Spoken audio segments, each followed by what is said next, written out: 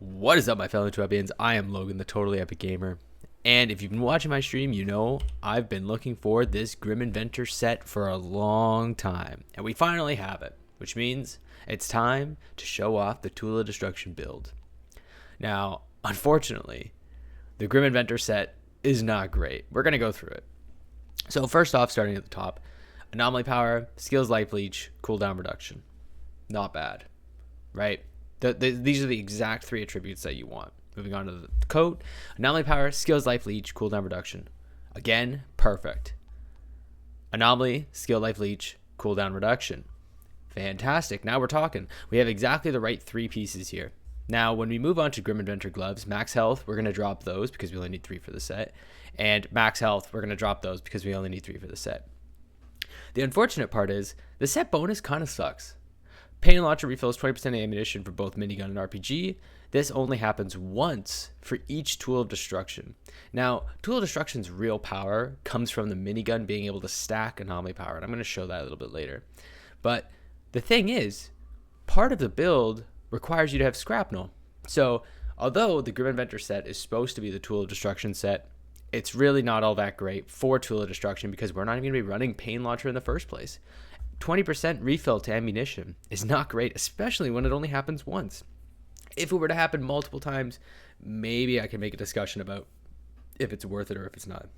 Because it only happens once, I can't say it's that good. So unfortunately, the Tools of Destruction build I was hoping to make out of Grim Inventor is not possible. It just doesn't work the way you'd want it to work. 20% ammunition for the minigun is like 64 bullets as well. That's not even good. You're going to see why in the build show that I'm about to do.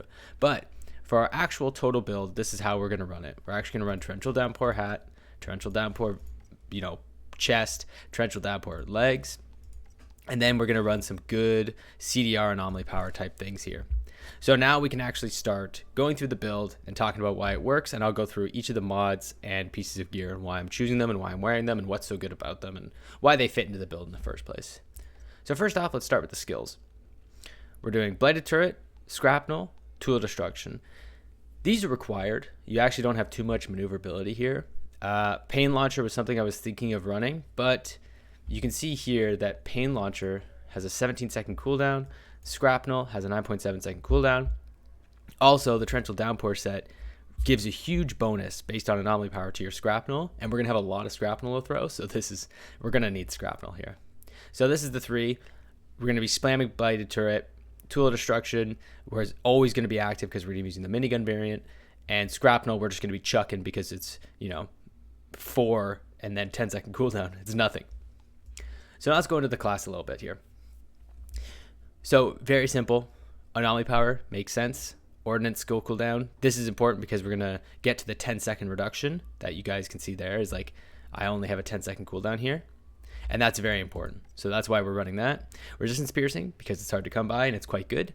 Anomaly power, once again. We're not going up into this tree and we're not going down here. Class melee toxic, not very important to our build. Welcome shot. The first shot after reload deals firepower increased by 50% of anomaly power. This has potential, but also not really. At max build, you're getting like 170, 180k anomaly power. 15% is not that much damage for one shot, just the first shot. It's nothing. It's not going to help you. So we're going to skip over that. I don't even get why that's a thing. Anomaly field, increase your anomaly power by 6%, obviously. Wipeout, this one is up for debate for me.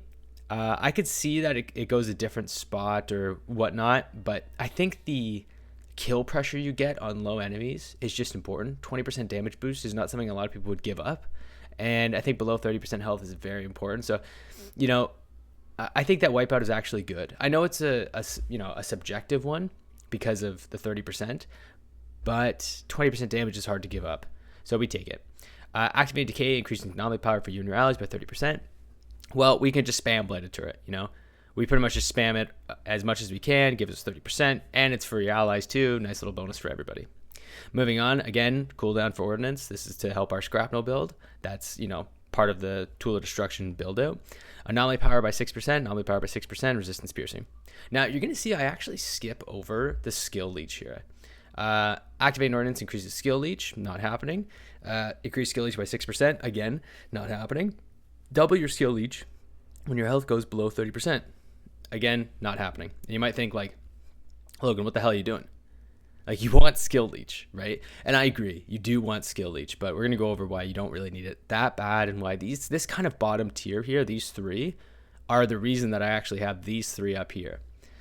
So moving on, anomaly power 6%, activating ordnance skills increase your armor by 50% for 15 seconds. This, is part of the reason that you want Scrapnel to be able to be at 10 seconds. You just spam it as much as you want. You're always 50% armor up. Decreases late damage against you and your allies by 10%. Not as important, but we have no choice because we need to get to here. Again, anomaly power, not taking toxic, not taking toxic, not taking toxic. The real reason we're not taking toxic here is that we don't have a great way to apply it to more than one individual at a time. And since we're not running blighted rounds in any way, it's really hard for us to spread the toxicity because our minigun can't apply it. If our minigun could apply it, we would maybe flip this whole build into something toxic related, but because it can't, we aren't. And then finally, activating ordnance skills increase anomaly power by 50% for 10 seconds. Part of the reason that we're running Scrapnel and why Pain Launcher is not as great as Scrapnel is.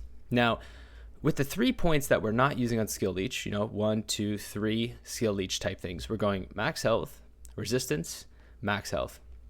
And you'll see in the video why that's kind of the case of why we're doing that, right? You could even go, max health, skill leech if you wanted, armor, but I kind of felt that I needed resistance more than anything. So I went through this tree. If you find that you don't need it, go right ahead, do what you got to do, make the build you need to make. But I found that for me, this makes me tankier in a way that skill leech can't. It's almost like double dipping too much into skill leech. Every bullet of my minigun is already healing me to max health.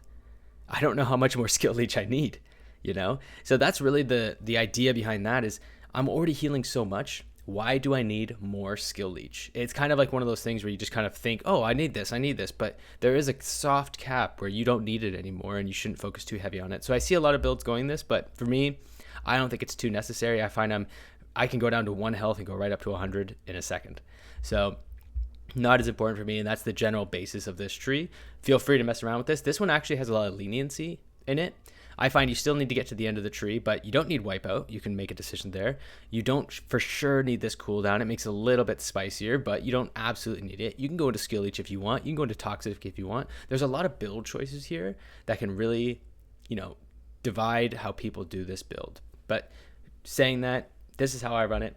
I like it this way. I feel very tanky. I feel very skill leech oriented, and I feel very strong. So now we can go into the mod portion of this. So starting off, this is the only necessity of the build. Not Death Shield, but Fortress and Perpetuum Mobile, okay? The gun that you use when you pop Tool of Destruction uses the mods that were on the gun prior. Now, what I mean by that is, since I have Fortress on, it will continue to increase my damage based on my armor. Since I have Perpetuum Mobile on, it will replenish my magazine if 35% or less ammo is remaining in the magazine, and you will see that in the gameplay. I'm not running Toxic Lead. I'm not running any type of bullet regeneration except for Perpetuum Mobile. Since I'm not actually using the gun, Killing Frenzy doesn't work, right? You have to actually get kills with the gun. The explosion of Toxic doesn't work because it has to be shot from the actual gun. Things like that don't work. So these two work really well in tandem, as most mods won't actually work on the gun. So I would really recommend that you need both of these to do this build. And that's really the only requirement. You just need Fortress and Perpetuum Mobile. I know that's a big ask for Fortress because I know a lot of people have been having trouble getting Death Shield, but it is very important. Okay, kind of moving on here. Torrential Downpour. We're doing Anomaly Echo, which we put on, and we left on more traps. 1 additional mine can be thrown during the cooldown. Again, Anomaly Power, Skill Life Leech, cooldown reduction, right? 3 very, very big ones. You can 0 to 160k. Anomaly Power, I'm pretty sure this is close to max for just walking around, unless you have the one that gives you extra Anomaly Power when you're out of cover, but that one's not as great, so we don't worry about it. This, again, Anomaly Power, Skills Life Leech, cooldown reduction. Okay, this is also doubling the amount of mines that can be thrown before triggering cooldown for Trap Cluster. That is a really good mod. It goes from 2 Scrapnel to 4. And that's super important to this build because that means we get to spam Scrapnel when there's big amounts of mobs or when we're at a boss. And you'll see that some Scrapnel grenades do close to 1 million damage. And that's because we're going to get into the mod that does that. And of course, Fortify. Minigun grants 200k armor. So you can see I'm sitting at 50k armor right now. 200k armor, you know? Your damage reduction goes all the way up to 85% on armor. It blows me away, and you take very low damage, and at the same time you can take on mass amounts of mobs. Going to the legs, anomaly power, skill, life leech, cooldown reduction. You don't need circle of power here. I don't mind it. Stacks 3 times, resistance goes up 15% every time. You can see here that I'm starting with 40% resistance here. And if I do 3 abilities, then boom, I go up to 85% resistance. And if I have the minigun active, this goes up to 82.5, which I can kind of show you here. So you see I got the minigun active, 85% damage reduction, 356k armor. And resistances are at 55% because I used a spell. Now we'll throw down 3 Scrapnel. And you can see that I'm at 85. I am taking 15% damage from all sources. Pretty wild and very strong, very powerful. Makes you a walking tank. And that's really the goal of this build. You do a ton of damage, you walk hella slow, but you don't take very much damage yourself. So moving on from that, we got the Vagrant's gloves. Nothing important here. I wish they had skill life leech. Unfortunately, they don't. They have healing received. I would swap these out for something better, but it was hard to find something that's quite good in this slot, and I feel okay with what it is. And I know a lot of people are going to say, like, moving groove is not too great. Anomaly power is only 10k. You don't need to worry too much about anomaly power here. And the reason I say that is because you only need to get to a certain point. You need to get your minigun to a certain point where it can kill small enemies kind of quickly. And bang for your buck, activating the skill grants 100% base ammo increase for the selected tool, right? Going on, Behemoth Boots, anomaly power, cooldown reduction. Again, wish there was skill life leech, but there's not. Also, this has emergency stance on it. I know a lot of people are, not happy about emergency stance. They know it's a bugged mod, so why am I using it? It's going to get replaced. This game is one of those games where there's a lot of bugs, and a lot of them we don't even know about. And if you don't actually use the kind of in-meta damage mitigation, you're not going to be able to succeed at the current point. When they make emergency stance worse, they're going to make something else better. Perseverance is something that gives you a shield when you go below 30%. That's what I used to run all the time. The reason I stopped running Perseverance is it won't give me the shield if I get insta-killed, right?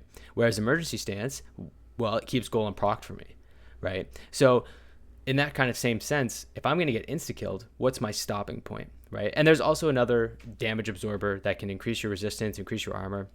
That's another alternative if you really don't want to use emergency stance. But for right now, kind of use what you're being given and just work with it. When it gets changed, we'll all have to rotate our builds anyways. So that's kind of the goal of this operation. I think a lot of people who aren't running emergency stance are kind of feeling the pain right now of getting instant killed by something. And right as they put on emergency stance, they feel much better. I know it's a contested mod. If you don't want it on, run damage absorber. You will notice that it's a lot harder, but what build won't be? And now to get to the absolute bread and butter of this build, Massacre. Tool of Destruction gives every enemy killed by minigun 38k anomaly power. This was actually nerfed. It used to be bonus for 10 seconds. I don't know why they nerfed it. They said that they're going to revert the nerf in the patch notes. I really hope they do, because this kind of kills the build. This build can get gold on almost every single expedition. For sure it can get almost gold on every single expedition. The issue is you took away its source of fire. 3 seconds to 10 seconds, this is stacking. This 38k anomaly power is stacking. That's why I say what your base anomaly power isn't too big of a deal, because this is what you need to get going. When this gets going, you got 10 per 4 kills under you, stacking up. You're at 300k anomaly power right there. You stack up some more per 4s, as you're going to see. My minigun starts doing 100k damage. You can see with 240k anomaly power right now, I'm doing 14k damage per shot. It goes up to 100k. So, what do you have to do to get to 100k? Pretty much multiply this by 10. So we go up to 1.6 million anomaly power. So this is where it really kicks in. You only need anomaly power up to the point that your minigun can get its first kill. Once it gets its first kill, it ramps and it ramps and it ramps and it keeps stacking up. And they're currently trying to fix the stacking bonus here. I think they're trying to make sure it stays in line of where it's supposed to be. However, I don't really care because I love popping it. It's great. It's an honestly great mod. And I wish that they just kind of left it the way it was. It's cool to see it ramp up. That's the cool part of a minigun. You keep shooting and it keeps getting stronger and stronger and stronger and stronger. And it only really works in certain scenarios anyways. It doesn't work in areas where there's not a lot of mobs. It doesn't work on areas where you have to fight an elite one-on-one because there's nothing to pull your anomaly power from in the first place. And that's why this build is really Perfora based. You see a lot of people using this build on Broodmothers for that exact reason. They kill all the Perforas that lead up and then unleash all of that extra anomaly power they just got from all their minigun kills right onto the Broodmother. And that's why you see things like 200k, 250k. And the reason this fell out of, high contention on top tier builds is because they nerfed Massacre. It was a great mod. I don't think it had too many issues. It was hard to pull off in the first place. It had a lot of requirements behind it for the whole build anyways. So I don't really see why they nerfed it, but they said they're going to revert it. So when they do, just get ready to put that Massacre mod on and don't worry too much about the other anomaly things. Your real job is to stay alive.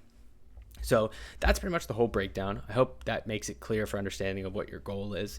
In terms of attributes, the big three are these: anomaly power, skill, life leech, cooldown reduction. I think it's obvious why they're there, but they're still important to kind of discuss. Cooldown reduction gets your Scrapnel below 10 seconds, and that's the real goal. Anomaly power, pure damage, and skill, life leech, well, that keeps you alive. So that's the real goal here. If you're looking for the whole stats, here they are.